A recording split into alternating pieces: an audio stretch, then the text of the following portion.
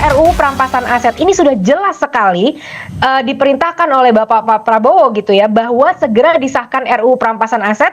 Ini rancangannya sudah berjalan selama 17 tahun. Nah, kalau bisa ini juga cepat-cepat untuk segera difinalisasikan. Apa yang masih kurang, apa yang masih lemah, segera difinalisasikan, segera Bang. Karena ini salah satu yang saya lihat juga ya, banyak disampaikan oleh segala lapisan masyarakat, karena kita memang benar-benar sudah muak sekali dengan adanya korupsi di negara kita.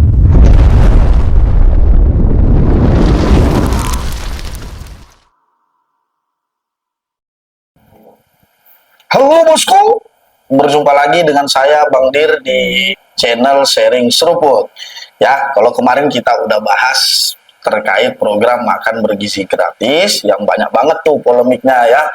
Nah, sekarang kita akan coba sedikit membahas terkait RUU perampasan aset yang mana beberapa waktu lalu, waktu masih rame-ramenya demo, nah RUU perampasan aset ini salah satunya merupakan tuntutan yang paling banyak disuarakan di berbagai daerah oleh para demonstran yang melakukan aksi. Nah, apa sih RUU perampasan aset itu? Terus kemudian apa sih urgensinya? Lalu kemudian apa kendalanya kalau sampai sekarang belum dibahas dan disahkan? Kita akan bahas semua. Jadi bagi kalian jangan skip video ini, ikuti terus sampai akhir supaya kalian mendapatkan pengetahuan yang kompleks mengenai RUU perampasan aset. Tapi sebelum itu, jangan lupa like dan subscribe channel ini untuk mendapatkan pemberitahuan terkait video-video kita yang terbaru, serta juga kemudian untuk memberikan kami motivasi supaya lebih semangat lagi dalam rangka memberikan edukasi melalui channel Sharing Seruput. Oke guys, pertama-tama yang akan kita bahas adalah bagaimana apa sih itu RUU perampasan aset.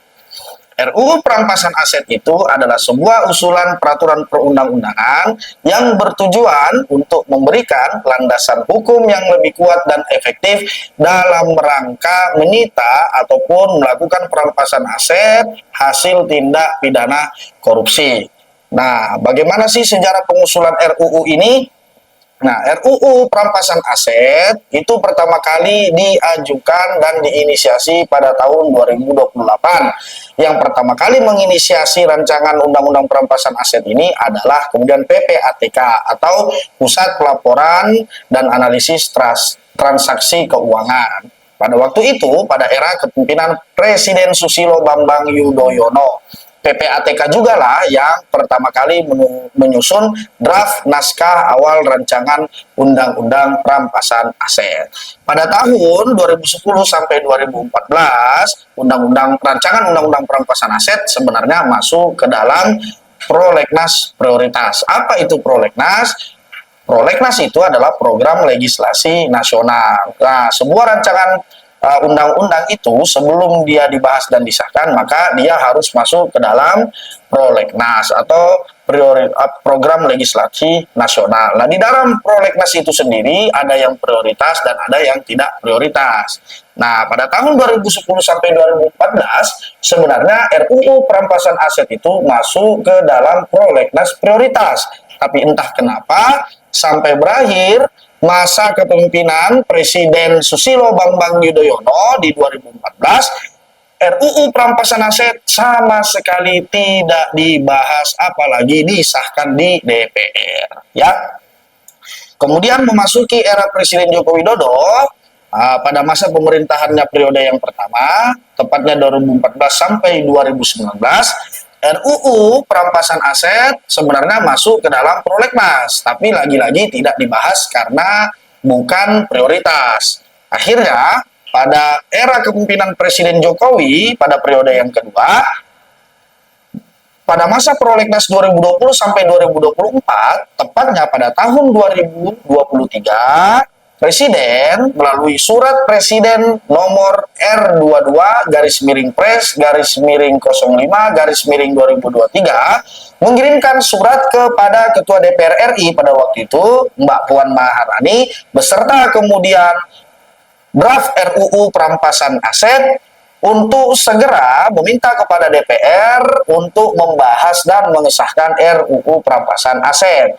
Tapi lagi-lagi entah kenapa sampai pun di akhir masa sidang DPR yang terakhir, yaitu pada bulan Februari 2024, DPR RI menutup sidang paripurna yang terakhir tanpa sama sekali membahas apalagi mengesahkan RUU perampasan aset.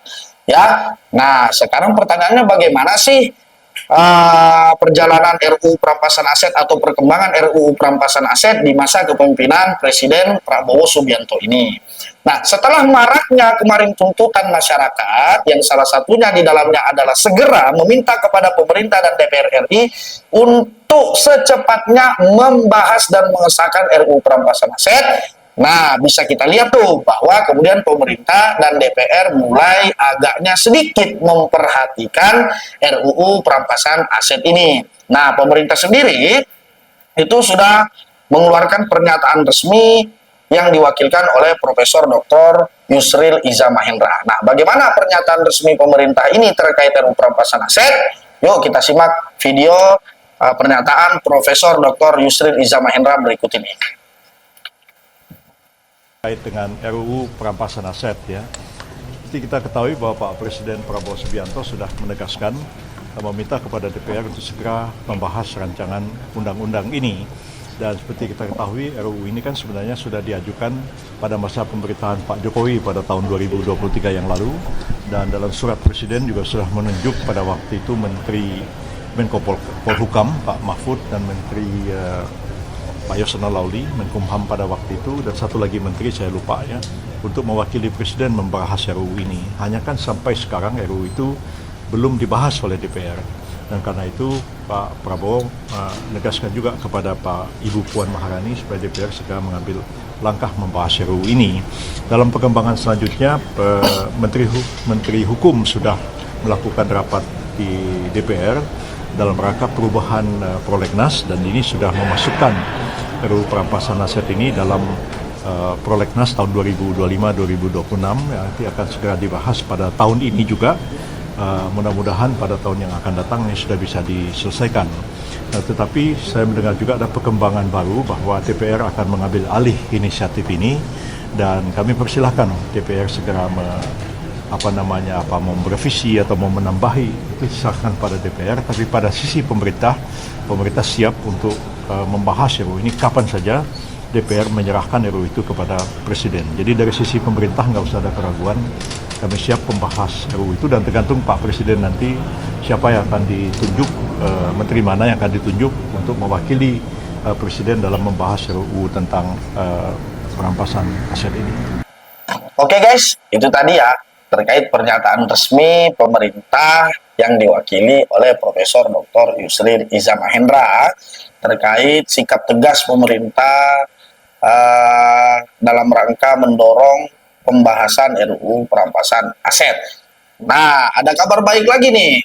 Ya, pada sidang paripurna DPR yang kemarin, tepatnya pada bulan September, Balik atau Badan Legislasi DPR RI menyatakan bahwa RUU perampasan aset masuk ke dalam salah satu dari 3 RUU prioritas yang akan dibahas pada 2000 prolegnas periode 2025 dan 2026.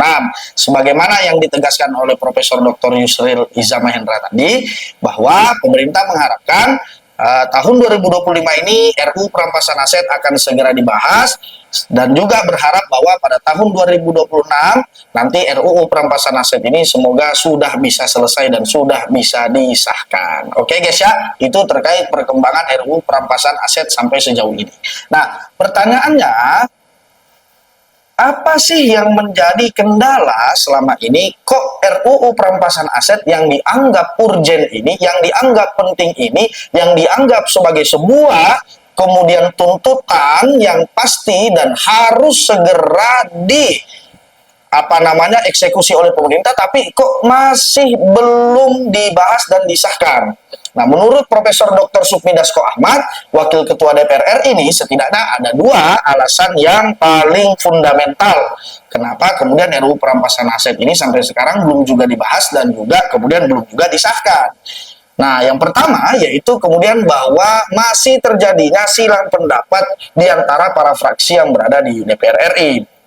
Tentunya untuk bisa mengesahkan sebuah rancangan undang-undang menjadi undang-undang, terlebih dahulu DPR RI semua fraksi harus bersepakat. Nah, sampai saat ini ternyata masih terjadi perbedaan pandangan dan perbedaan pendapat di antara fraksi-fraksi yang ada di DPR RI. Yang kedua yaitu adalah menurut DPR sendiri ya, rancangan undang-undang perampasan aset ini akan dibahas apabila rancangan RKUHP ya, rancangan kitab undang-undang hukum pidana terlebih dahulu dibahas dan diselesaikan.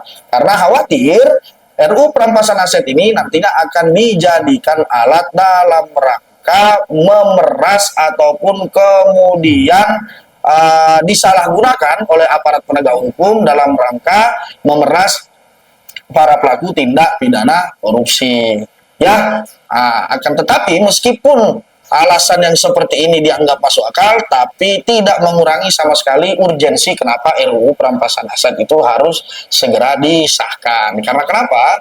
Sebagaimana yang kita ketahui ya, maraknya tindak pidana korupsi di Indonesia yang merugikan keuangan negara sampai kemudian menyentuh angka 193 triliun, 300 triliun, dan lain-lain kasus-kasus lainnya lah yang tidak sedikit kerugian negara yang diderita.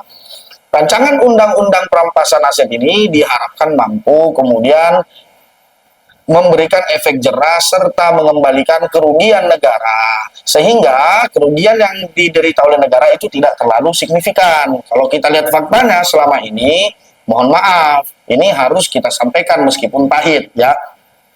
Banyak sekali para pelaku tindak pidana korupsi atau para koruptor ini ya, yang merugikan negara sampai ratusan triliun tadi ini, hukuman yang diterima sangat-sangat tidak sebanding dengan kerugian negara yang mereka timbulkan. Misalnya saja nih ya, kasus korupsi timah.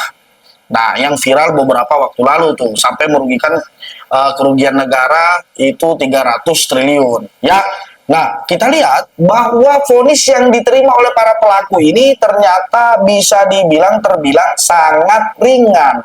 Ada yang 6 tahun, ada yang 10 tahun, ada yang 14 tahun. Meskipun dibebankan untuk membayar denda, tapi dendanya juga tidak sebanding dengan kemudian hasil korupsinya. Dendanya hanya berkisar 500 sampai 750 juta. Sementara kerugian negaranya sampai 300 triliun. Nah, inilah alasan kenapa perlunya rancangan undang-undang perampasan aset, supaya kemudian memberikan landasan hukum yang kuat bagi para aparat penegak hukum untuk menyita dan merampas aset para pelaku tindak pidana koruptor dan mengembalikan kerugian negara tadi. Nah, itu guys ya. Nah, selanjutnya apa sih kemudian yang menjadi urgensi kenapa RUU perampasan aset ini harus segera dibahas dan harus segera disahkan? Nah, menurut Profesor Dr. Tuti, ya, beliau mengatakan bahwa kemudian setidaknya ada 6 urgensi kenapa RUU perampasan aset ini harus segera dibahas dan disahkan. Yang pertama yaitu merampas hasil aktivitas ilegal dari para pelaku kejahatan. Yang kedua yaitu kemudian mematahkan tulang punggung finansial, sindikat, dan kartel kejahatan. Yang ketiga yaitu merampas hasil aktivitas ilegal para pelaku. Nah, kemudian yang keempat, mencegah terjadinya kejahatan yang serupa di masa depan. Ini supaya mampu memberikan efek jerah. Kemudian yang kelima, mengembalikan aset kepada pemiliknya yang sah, serta urgensi yang keenam, yaitu adalah mengembalikan ataupun memulihkan aset negara. Ya guys ya, setidaknya itulah 6 urgensi kenapa RUU perampasan aset ini harus segera dibahas dan disahkan. Tidak boleh ada tawar-menawar lagi, tidak boleh ada tunda-menunda lagi. Oke guys, jelas ya? Nah, kenapa masyarakat kita sudah cukup sabar? Sudah cukup menunggu sampai belasan tahun dari sejak awal RUU ini diusulkan sampai di tahun 2025 ini. Saya pikir masyarakat sudah cukup bersabar dan sudah cukup di PHP-in oleh pemerintah, sehingga tidak boleh lagi ada kemudian yang namanya toleransi terhadap pengusulan RUU ini. Harus segera disahkan karena ini sudah urgen. Ya guys ya. Nah, Indonesia sendiri sebenarnya juga persentasi korupsinya masih sangat tinggi. Ya, sebagaimana yang kita ketahui bahwa kemudian dari tahun ke tahun bukannya kemudian tindak pidana korupsi itu makin menurun, presentasinya justru malah makin meningkat. Dan tidak main-main, jumlah yang dikorupsi pun juga semakin tahun semakin tinggi, bukannya semakin rendah. Nah, itu tadi guys ya, terkait kemudian pembahasan RUU perampasan aset. Bagaimana sejarah panjang perjalanannya, dan juga bagaimana kendalanya, dan juga bagaimana urgensinya. Ya guys ya, semoga pembahasan ini mampu memberikan pengetahuan baru kepada kalian semua dan juga kepada masyarakat kita tentang pentingnya RUU perampasan aset ini dalam rangka penegakan hukum, ya kan, yang lebih kuat terhadap tindak pidana korupsi. Oke, bagi kalian yang belum like dan subscribe, kalau perlu komen, berikan kami masukan, kritik, serta saran. Apabila terdapat kemudian kekeliruan dalam penyampaian kami, apabila ada yang ingin ditambahkan, silakan komen di bawah. Ya, terima kasih banyak atas perhatiannya.